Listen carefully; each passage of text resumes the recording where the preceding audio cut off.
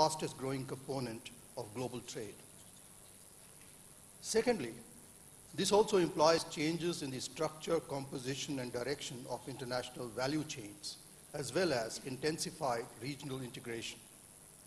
Asia is moving towards deeper integration, with the ASEAN region being especially active. The emergence of major demand centers like India is adding an additional dimension to value chain development, as well as to regional integration. While a large portion of India's initiatives for economic integration are focused within Asia, it is also actively seeking such arrangements in Africa and Latin America. The logic of integration requires continuing trade liberalization, and I think this is a very important point. We are likely to witness more autonomous liberalization in developing economies, as well as through regional agreements. This is a sort of counterpoint to the more defensive approaches we are witnessing in developed countries. I'd like to make a brief comment about what Harry Brotman said in terms of, in the context of South-South protectionism. I think he has made a valid point in terms of stocks, but not in terms of flows. I think this is the reasoning he applied to trade and investment numbers between these South-South countries. As far as the present levels of protection between South-South countries is concerned, yes, that is true. But I would also submit that very rapidly the situation is changing, and the logic of integration, the logic of getting into value chains will drive increasing liberalization even among developing countries, especially in their trade with each other. Finally, a growth process increasingly tuned to meet internal demand in developing countries will inevitably lead to greater emphasis on innovation in developing countries.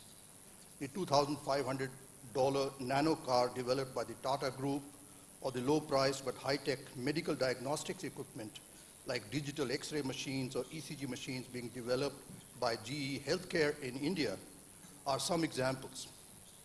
In his book, The New Asian Hemisphere, Kishore Mehbubani quotes the Nobel laureate Richard Smalley as saying that by 2010, 90% of all PhD-holding scientists and engineers will be living in Asia. With the increasing emphasis on innovation in developing countries, the debate on IPR protection and enforcement is acquiring a more complex hue and can no longer be viewed in North-South terms. It is essential for developing countries to devise policies that provide a facilitative framework for innovation. I believe these changes will bring new challenges to developing countries if they are to maintain and to maintain the growth momentum. Let me list 6 such challenges very briefly. Firstly, if domestic consumption in developing countries is to provide the growth stimulus for trade, it is essential that these countries follow inclusive growth strategies. In countries like India, where around a third of the population is below the official poverty line, this is a key requirement for a sustainable growth process. Demand growth among the poor requires huge investments in rural infrastructure and agricultural productivity. India's Planning Commission, for instance, estimates that there is a investment requirement of about US $1 trillion for a 5-year period starting from 2012. Without putting money into the pockets of the poor through targeted infrastructure development and employment, developing countries cannot sustain demand growth. Secondly, and this may appear as an aside to some, food security is another important challenge that many developing countries will need to address. Periods of rapid growth can be socially disruptive without the cushion of food security for the poor. For large countries like India, food security is not something which trade alone can provide. To give an example, the international trade in rice is around 25 million tons per year, which constitutes only 5% of world's production. A serious shortage of rice in India cannot be addressed only through imports. Broad self-sufficiency, at least in cereals, is therefore a necessary policy objective. The third challenge is that of managing and facilitating investment flows. Investment flows will inevitably mimic the changes in demand growth and trade patterns. Sharp increases in investments by foreign institutional investors can have a disruptive impact on the local economy with obvious implications for monetary policy. At the same time, on-off capital controls are not desirable, and it is necessary to evolve regulatory practices which can provide predictability for all players. It is important that such issues are deliberated on in the G20 with the objective of evolving international guidelines and best practices. The fourth challenge pertains to trade finance issues. The present crisis has highlighted the vulnerability of developing countries in this area.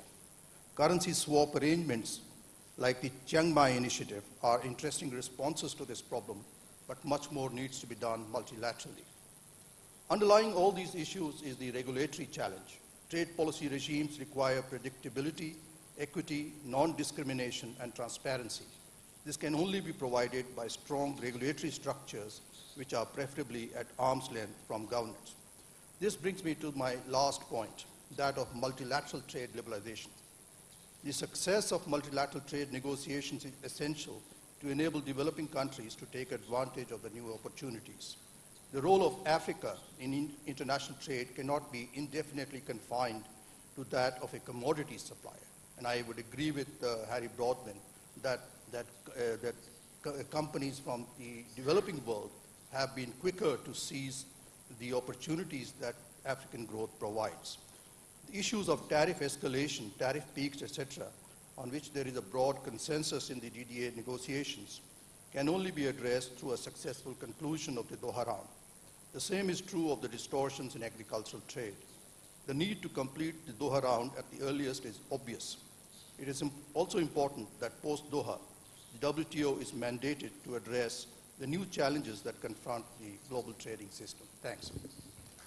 Thank you, Ambassador. Okay, as time is marching on, I'm going to open it to the floor for questions now, but just before we do, so think about some questions. The overriding theme I'm hearing from a lot of people at the conference so far is value over volume.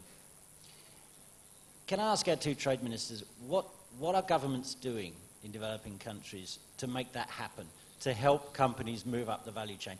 How does a cocoa producer in Africa move up the value chain? How do they do that? Rob, can you maybe? Well, I think it's the intersection of trade and industrial policy. So on the trade front, in all our interactions, particularly with the countries of the global south, we're trying to pursue what I was saying earlier, a trade relationship which gives greater emphasis to value-added products.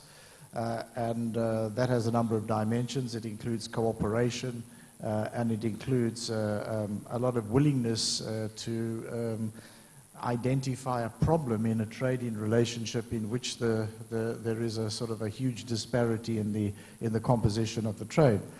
The second thing, though, is that I do think it does require that you have active industrial policies, and we have identified that need ourselves in South Africa, and we've put a number of focuses in place. And we have had a situation where, unfortunately, our manufacturing sector before the recession grew about half as fast as our consumption-led sectors.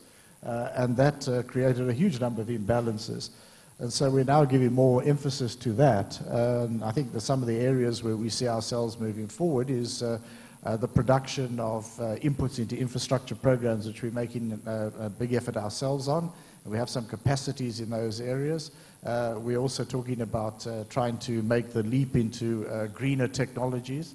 Not just in energy generation, but across the board to identify the opportunities for making that change. Agro-industries is also other areas. And then I think just generally across the board is to try to push our industrial development and our value addition further forward. So in mining, I think this is an emerging big focus for us, that you will find that we will be less and less open to taking dirt out of the ground and sending it wherever in the world. And we will be saying that those who want our dirt out of the ground must actually be willing to invest in at least some level of beneficiation in our country. And that's also a theme which has been taken up in Africa, and which, as I said earlier on, I'm pleased to see the Chinese are willing to take on as a project in principle. Now I think our task is to give content to that. Thanks. Thanks, Rob. Yes, on